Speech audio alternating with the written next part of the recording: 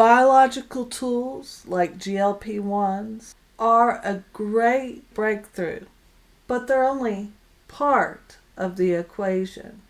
Without the right psychological framework, you run the risk of falling into the same toxic cycles of restriction and burnout. In this video, we're going beyond the injection, and we're talking about 4 mindset pillars that you need to master the first 4 months of your GLP-1 journey. So let's talk about it.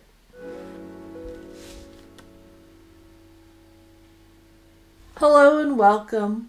I'm Southern CJ, and this is my GLP-1 weight loss journey. One thing that I've learned in the first 4 months of using a semaglutide compound is the importance of adopting a healthy mindset. It can be just as important as the medication itself, as it has helped transition my expectation from a quick fix mindset to a long-term health vision and goal. I had to shift from a restrictive way of thinking to a fueling way of thinking. In other words, because the GLP-1 suppresses the appetite so much, you really have to think about how you're going to get fuel for your body. So the 4 core things for me has been protein, fiber, hydration, and movement. I've begun to think about food as in what's going to give me the most energy for the rest of my day. Fatigue is a real thing here on the GLP-1. I've noticed I can skip meals, but when I do, my energy level greatly reduces for the day, and I may just suffer burnout and be glued to the couch. Versus if I'm mindful and I'm making sure I'm hitting my protein for that meal, I strive for 20 to 30 grams of protein per meal. Again, I'm a big advocate of you do you, find out what works for you, but I think that's a pretty reasonable target. So that's one mindset, one shift in my mind that I'm making. Also, too, the shift in the mindset when it comes to exercise, feeling like I have to torture myself, and as far as going to the extreme with exercise, I don't do that. I'm exercising for mobility, for strength, and not to lose the weight. The weight should come off and is coming off by just eating smaller portion sizes and keeping a general idea of how many calories I'm eating.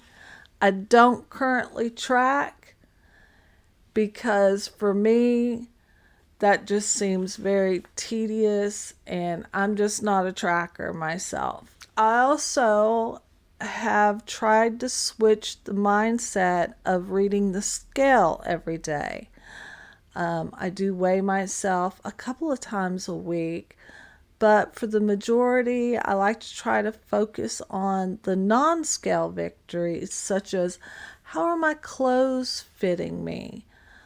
I also enjoy taking lots of photos and videos so that I can look back and compare. I'll put up a side-by-side here of my day 1 versus today. This morning, I shot another video for my shot-iversary. So, yeah, I just think that I'm a very visual person, so I feel like if I can see even a little bit of difference, it's very encouraging to me to keep moving, to keep pushing forward, to keep dedicated to my routines. And also, too, celebrating those victories of having more energy. I can climb that hill. I can go out for a day of walking at an event, or I can go on vacation and not be totally wiped out at the end of the week. I think everyone gets tired at the end of vacation, but what used to take me, what seemed like I'd need a week to recover from my vacation week. Y'all know what I'm talking about, right? But I'm finding that I have more energy throughout the day to do things. If I spread it out, I pace myself. So be sure to celebrate the non-scale victories. Notice the ways you're getting stronger. Notice how your body is feeling. Also, blood work. I recently had some blood work done at the doctor's office, which came back great. I celebrated that. I haven't had normal thyroid levels for years. So I definitely contribute that to a healthier lifestyle. Another mindset shift is I see the GLP-1 not as a quick fix, not as a cheat, but as a tool. So as an artist, we can depend on our tools, but if you just gave me a stick and some paint, I could still paint a picture. Is it going to look like the same? Is it gonna be as good as the one that I use my professional paint and brushes on? Probably not, but I could still do it. So, how does that pertain to this? Well, like I said, I look at the GLP-1 as a tool. I still have to do all the right stuff. I still have to eat I still have to do the things and eat the foods to lose the weight, if that makes sense. I hope I'm making sense. It's a biological assist to help down at the cellular level, to simply help quiet the food noise so that I can make better choices. Remember, it's not a magic wand. It doesn't do all the work for you. You still have to move. You still have to fuel your body. You still have to love yourself. So it's a tool to use to develop better habits, better routines. It's about building a lifestyle that you can sustain and also maintain. Above all, it's about practicing self-compassion. Because the first 4 months can be sometimes uncomfortable on your body. You're dealing with some side effects while getting used to the dosage. Just remember, you can deal with the side effects as they come. From my experience, they usually are temporary. And instead of feeling frustrated with your body for things that you can no longer have, remember to be patient with yourself. Your body is changing. So prioritize your rest, your hydration, and remember, it's all a part of the process. So let's talk about the numbers. How much weight have I lost so far? Well, 4 months, today I weighed in at 253 pounds. So I've lost a total of 24 pounds. That is 4 pounds for this month, which I'm very pleased with. It's slowed down a little, but that's honestly to be expected. The slowdown was probably because of my vacation. And let's be honest, I feel like instead of giving it my 80-20, I probably been giving it more of a 50-50 this month. So I want your help with something. I want to know, are you a tracker?